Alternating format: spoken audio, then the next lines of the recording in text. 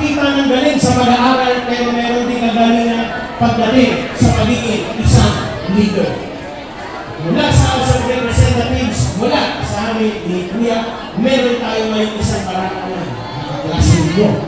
Tatawagin namin dito sa stage para po tanggapin ang kanyang medal, certificate, at maliit na cash prize para malibre niya ang kanyang mga kaklase.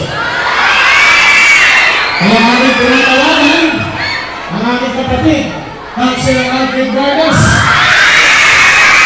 para gano'n kung sino ang manalo ng pagbihirang mag-aaral 2024 sa West Ferry.